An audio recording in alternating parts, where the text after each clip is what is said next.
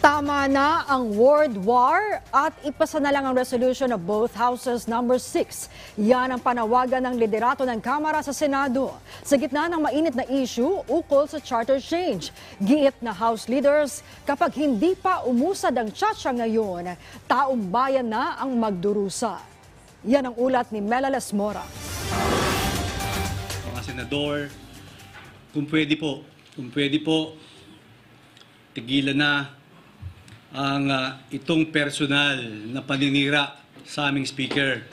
Ayaw na po naming lumalim ito. Sa inyong lahat, magtrabaho po tayo ng maayos. Marami po tayong problema. At I've said, ayaw na po naming lumalim ito. Tigilan niyo na po ang paninira sa aming speaker.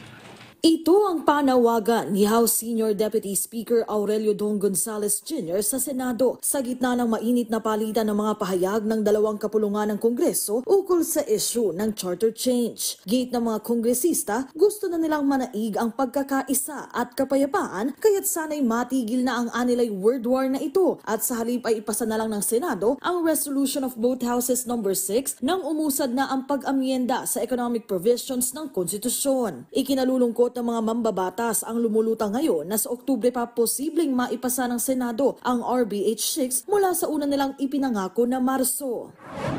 Ang katotohanan is kung iyan ay pag-uusapan pa lang natin starting October, ang deliberations, it's like literally killing this bill, unless of course that is the real intent, no? But I'm not one to judge the intentions of our senators. Naniniwala po kami sa House of Representatives sa kanilang binitawang salita. We're not questioning their credibility. And naniniwala rin po kami sa kasabihang, if there's a will, there's a way. Ito lang naman ang hinihintay ng taong bayan. Matapos ang argumento tungkol dito, nang sa ganon, ano ba ang both sides, Congress and the Senate, ay magkaisa para sa bayan. Ayon kay House Majority Leader Manix Dalipe, umpisa pa lang, isa lang naman ang hanggan nila sa pagtutulak ng tsatsya at ito ay ang ibayong paglago ng ating ekonomiya. Kaya naman, hamon niya sa mga senador. This is my challenge now to all senators. Why don't you, 24, come out in the open?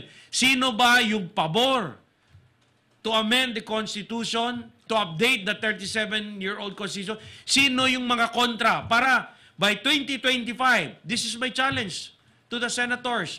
Come out in the open, wag po tayo magtago. Sabihin natin sa buong Pilipinas, sino yung mga senador pabor to amend, to update the 37-year-old Constitution, at sino yung mga kontra. And the people of the Philippines will decide whom to put in the Senate. Una nang inalmahan ng Senado ang ipinasang House Resolution number 1562 ng Kamara na naghahayag ng buong suporta kay House Speaker Martin Romualdez at nagtatanggol sa kanilang institusyon laban sa umano'y intense assault ng mga senador. Pero tugon naman ng isang kongresista, I'm sorry, I didn't know we were not allowed to feel that way. Sa totoo lang, this rift should not have existed in the first place had we exercised some form or some minimum amount of empathy. Kailan sa kasaysayan ng Kongreso ang isang chamber mag-organize ng isang inquiry tapos ang matatarget yung leader ng isang chamber.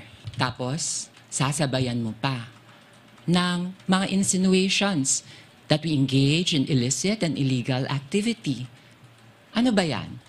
Kayo na lang ang tama at kami ang mali? Kayo na lang ang nagmamahal sa bansa at kami hindi? Kayo lang ang defenders of the Constitution at kami gusto namin babuyan ng Constitution? Self-righteous much? No. Sa kabila ng mga issue, tuloy-tuloy naman ang mga pagdinig sa Kamara. Ang House Committee on Ways and Means, katuwang ang Committee on Senior Citizens at Committee on Persons with Disabilities, ipinagpatuloy ang kanilang talakayan ukol sa tamang pagbibigay ng discount sa mga senior at PWD sa bansa, kung saan ipinanawagan din ni Speaker Romualdez ang pagbibigay ng taas discount sa vulnerable sectors. Habang ang House Committee on Micro, Small and Medium Enterprise Development naman umikot sa pagpapaigting ng estado ng mga negosyo sa bansa ang naging diskusyon. Bukod sa mga committee hearing, tuloy-tuloy rin naman ang mga plenary session ng Kongreso para hindi maantala ang pagpasa ng iba pang mahalagang panukalang batas. Meleles Moras para sa Pambansang TV sa Bagong Pilipinas.